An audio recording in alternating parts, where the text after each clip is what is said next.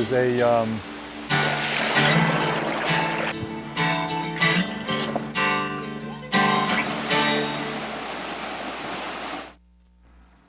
Hello, welcome to Walk in the Park. My name is Tony Ingraham, and this is the 27th of March in 2019. If you want to see all of my episodes of this public access television series in Ithaca, New York, on cablecast on Channel 13 in Ithaca, and also on Channel 2 in Cortland these days, you can go to my website, walkinthepark.tv. .tv, that is a website, and you can see, I have, like I say, over 218 this is. You can see most of them on there, so, plus some other shorts that I have on there. This is a public access, as I said, public access television series, Ithaca, New York. You can see all of our series and our schedule on Channel 13 at pegasus.webstarts.com. And you can also become a producer yourself. You can, we'll go look at our training schedule. Anybody, it's in the Tompkins County area. If you're town of Ithaca or city of Ithaca, you can be a free access to learn how to use the equipment here and borrow the equipment or use the studios and make your own program. And if you're living in some of the other towns around here, it's a small fee. So come on down and become a producer. Produce your own TV show. I've been doing this for years. It's a lot of fun. I used to work for the state parks, and now I'm retired and I'm having fun with this. But there's a lot of people that are also working folks that want to share something with the community. They want to say something, or they want to have something that they want to share. So this is your opportunity.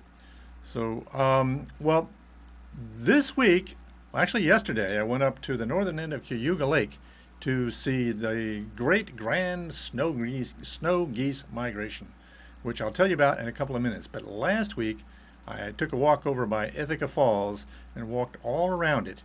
I was down at the bottom of it, where you can't get in now because it was still, there was still ice on the trail. And then I went up along the sides of it and above it. So I took a little video that I'm going to show you.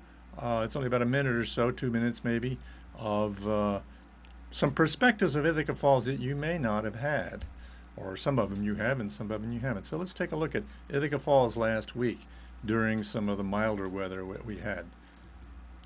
Going on here, coming right up, Ithaca Falls. All right.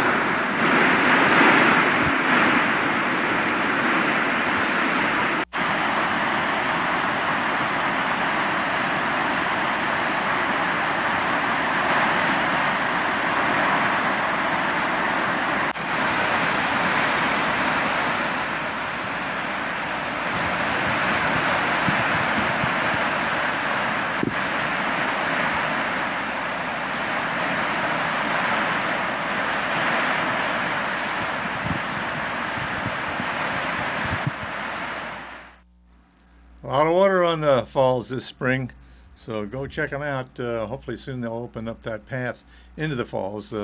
Used to be open all the time, but it gets pretty treacherous in there when there's ice all over the path. So anyway, Ithaca Falls is really is the biggest waterfall in the Cayuga Lake watershed. Now, Teganic Falls is taller. It's about 65 feet taller, but obviously this is a much broader stream than Teganic, except maybe when it's in flood, but when Ithaca Falls is in flood, it's still bigger. So anyway, my goal yesterday was, as I mentioned, to go up to the north end of the lake, because this time of year is when you get a lot of waterfowl migration, particularly in March, and getting down to the end of March here. So just so happens that the, see if I can get in on this picture here. This is, here we go. This is Life in the Finger Lakes magazine, and there's a feature article in there by Derek Duffinger, who is a photographer and author.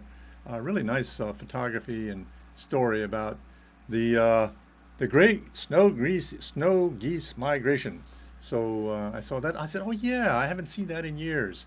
I've been up to the northern end of Cayuga Lake on some other occasions in years past, and sometimes you'll see thousands of snow geese. And other geese too, Canada geese of course, but snow geese, which we normally don't see much of around here during the year, because they nest up in on the shores of the Arctic Ocean, in the tundra, near the shores of the Arctic Ocean, and they spend the winter down maybe along Chesapeake Bay and similar areas, other bays and so forth. So they just appear here during migration. So I said, gee, I want to go up there. So I borrowed a camera from Pegasus as a producer, and I headed up yesterday. And you know, to find out where to go, there's another book that's really helpful here. That was a book, I should say. That wasn't a book, that was a magazine. So let's zoom in on this. This is Birding the Cayuga Lake Basin by the Cayuga Bird Club. It's really a fine publication. It came out a couple years ago, and they have a nice map with numbers on it showing you the various hot spots for birding in the basin, in what they call the basin. Yeah, it's the same thing as the watershed. There's a but anyway, there are pages with detailing these spots, so what you're likely to see at the particular spots around Cayuga Lake, and not just in Cayuga Lake, but in the watershed at different times of the year. So yeah, so I headed on up to Lower Lake Road and Cayuga Lake State Park. I just happened to open to that. That's where I was going to head, because that was one of the places that you might see the geese there. And I had seen geese from up that location before. I used to work for the state parks too. So anyway, so I headed up there. Let's take a look at this map there. Where is Cayuga Lake State Park? Well, here's obviously the Finger Lakes, and lower right is Ithaca, where I am now, and maybe you are. And up at the other end, near Seneca Falls, the village of Seneca Falls, is Cayuga Lake State Park. So almost 40 miles from Ithaca. And so I drove up the west side of the lake. We'll zoom in a little closer here, more closely. This is now you see it along the shore of the lake. The lake's on the right. You can see that marker, and then up in the upper left is Seneca Falls. So it's maybe an hour drive from Ithaca. Pretty nice drive. And let's see, where am I here? You can zoom in. Now you zoom right along to the shore here. You see Cayuga Lake Park at the top, and that's Lower Lake Road. So you come right off of that, and actually right where that road joins the other highway there, which is State Route 89, which you take to go up from Ithaca. There's a little bit of state park land there that you can actually park at. But I also was able to pull off the edge of the road, although there's really no shoulder at all, and take a look. And I didn't see any snow geese here, so I said, oh gee, but I did see some swans. I saw a few Tundra swans.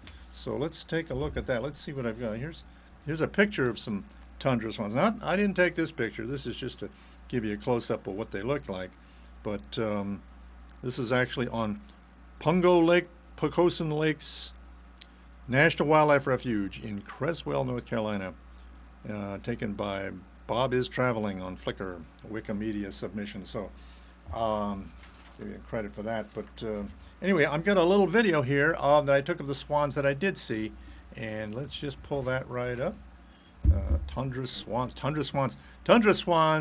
Well, I will tell you more. I'll tell you more about them later. But first, let's just look at the video here. We've got coming right up here.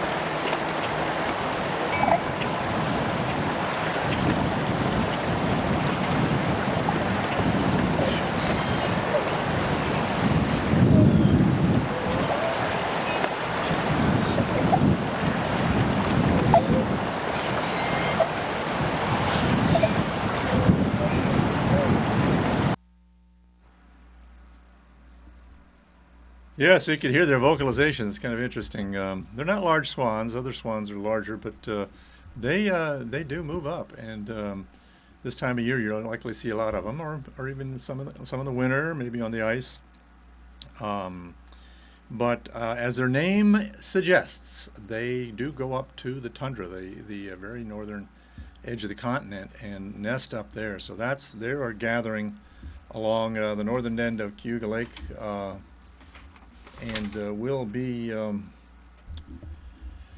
moving on along with the snow geese. So let's see what we have here. Let's take a look at. I'll get a couple more pictures of tundra swans and some information about them. Oh, here, this is what is this? Oh, yeah, here's just you can see them better here than I could get them. You can see the color of their bill, and they have straight necks. And this is actually in Virginia State Park staff.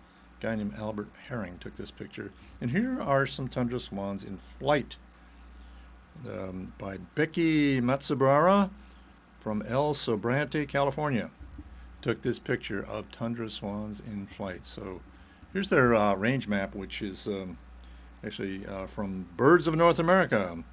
Was provided to the Cornell Laboratory of Ornithology's website, all about birds, which if you haven't been to is a very interesting, amazing website.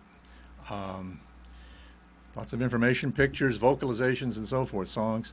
So it looks, you can see there that along the coasts, they're where they spend the winter sometimes, and then on migration you'll see them in the yellow area, and way up in Ellesmere Island, way up in the northern Arctic, there is their nesting ground. So that's really amazing. So here here they are on the nesting ground. This picture here, U.S. Fish and Wildlife Service photo at Arctic National Wildlife Refuge. And they say the swans are among the earliest spring migrants, arriving in late May and early June.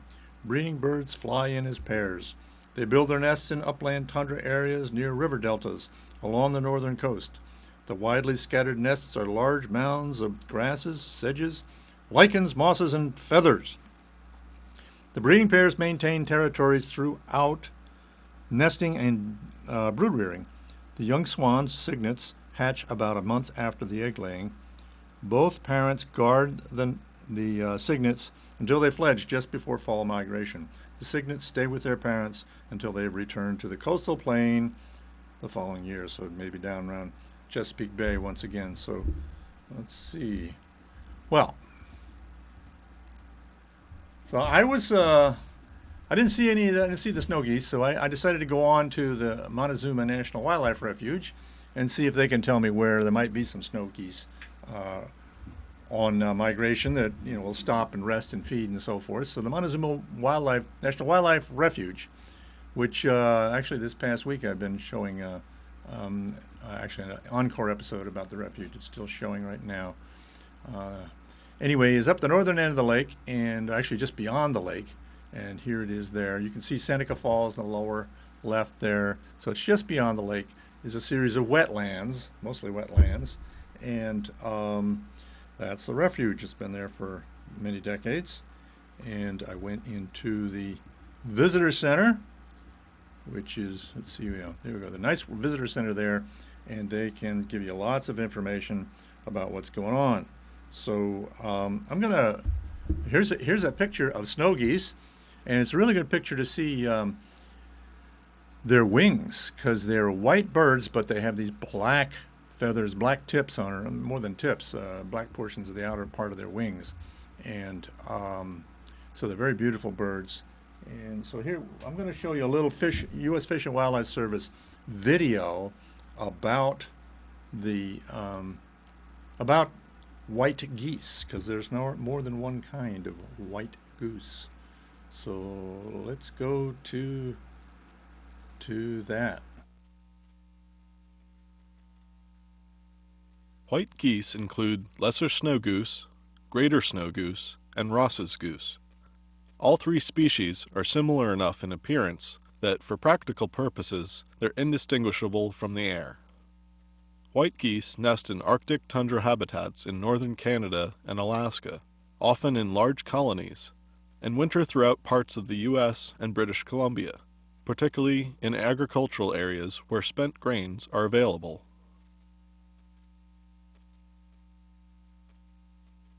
Snow geese are mostly white, although dark or intermediate phases occur in all three white goose species.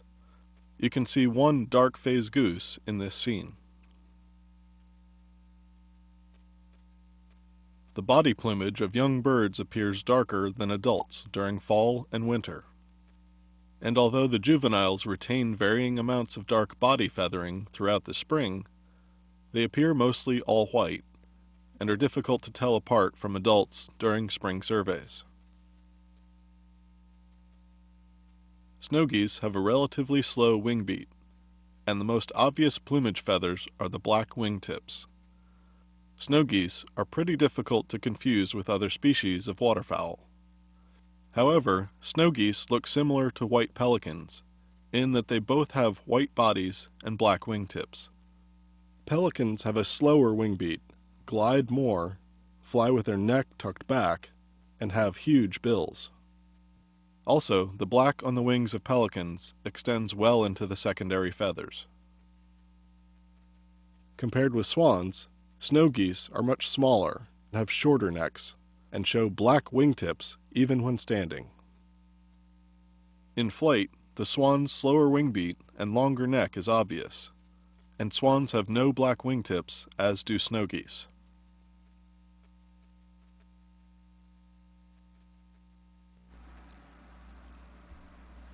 So that's kind of interesting. Some of the distinctions between all these white birds that you'll see. Now you're thinking, what, pelicans? Pelicans here, though, those are all down in Florida, the Gulf of Mexico, places like that. Well, actually, white pelicans do nest up in the north, up in North Dakota, some of the prairie pothole ponds, and also even are seen here in Montezuma Wetlands in the summertime. So, or at least at migration. So anyway, so now and then, so that's relevant.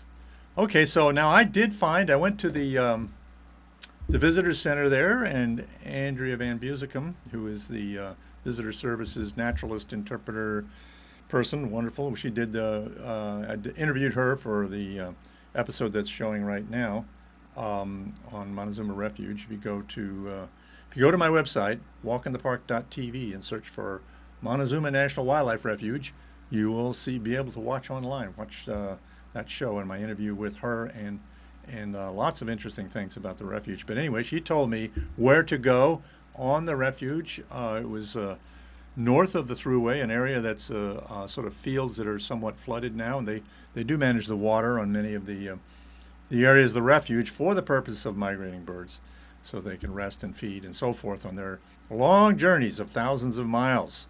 So let's go take a look at the snow geese that I finally found, thousands of them. I couldn't get in close. This is actually a zoom-in photograph, but they were amazing to watch. So let's bring up that video, a couple of minutes of watching snow geese. 2.5 minutes, yeah. Coming right up here, snow geese.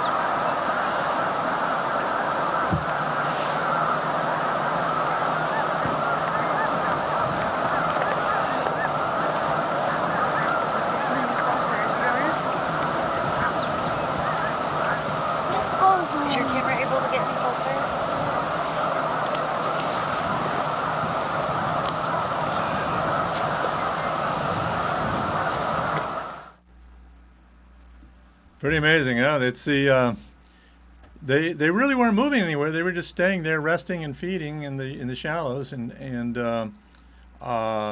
something disturbed them, and they all get up and move all around this flock behavior, and then they all settle back down again. And it's almost like an audience in an auditorium or something like that that all claps together, all laughs together, and it's all happening all at once, and all of a sudden it stops all at once. So it's an interesting phenomenon, but quite a spectacle. If you want to see the snow geese, I don't know how much longer they're going to be moving. They tend to move. They don't move all at once. You won't see all the snow geese there at once. Probably millions of them move through, and I don't know how many thousands were in that flock, but they move on. And so you call ahead to the Montezuma National Wildlife Refuge or the Montezuma Audubon Center, which is also in the area, and they get reports of where different birds are that you can see. Another interesting bird up there that you can see, I've seen there, is the Sandhill Crane, which is a large bird, and didn't used to be around here much, but now they do have a small population of sandhill cranes that are visible, and actually have an area designated for that. So once again, this is Walk in the Park in Ithaca, New York, Channel 13, Public Access Television, Pegasus Community Media Center. We're recording here, and you can see most of my episodes at my website, walkinthepark.tv. My name is Tony Ingraham. So let's go on. After I saw the snow geese, and I hung out there for quite a while. It was cold yesterday, but it was worth it. I went into the visitor center again and talked to folks. And actually, the visitor center has a really neat deck, and there are some wet areas just off of there, a wetland that people can watch. There's some interpretive panels that will explain a lot about what the refuge is about and the ecology and so forth. And people can watch birds there. And there's also the woman on the left there is looking through a spotting scope, a telescope that is meant for looking at birds. That is on the deck that anybody can use. So if you don't have a spotting scope, they've got one there for you. And so inside, there's a lot of specimens that are of various, mostly birds, but other wildlife too that inhabit the refuge. But something was going on very interesting that day I'd never seen before. I just happened to walk in, and there were all of these paintings of mostly waterfowl, ducks, and geese. That's what they were, basically. They were that were there, and so Andrea explained to me what was going on, and there were some judges that were looking at these paintings. Look at some of these; are amazing. They're all done by school kids. So I'll read off what this is about. This is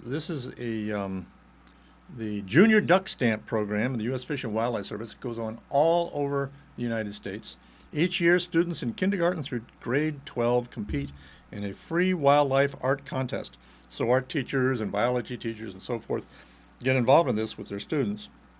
The object of the contest for students is for students to show what they have learned about waterfowl and wetland conservation by drawing or painting a native North American duck, goose, or swan.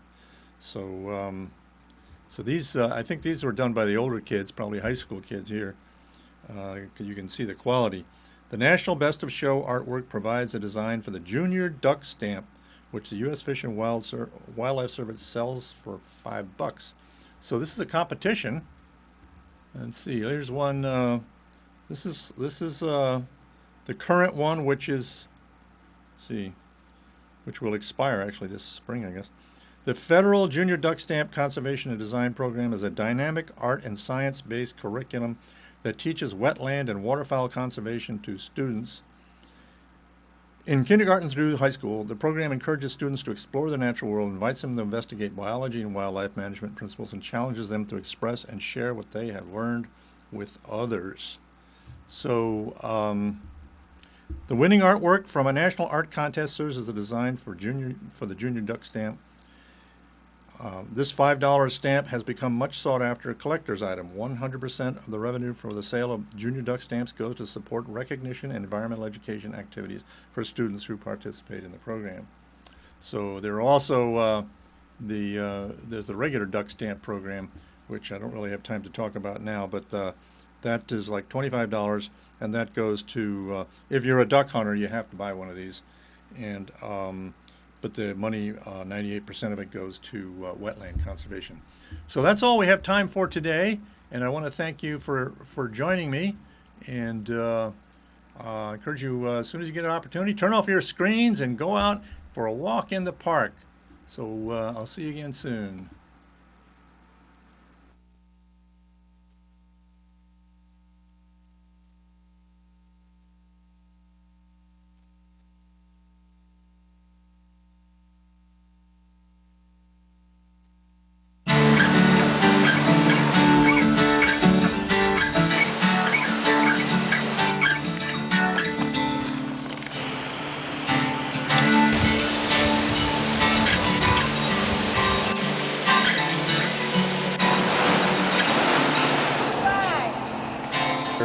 Is a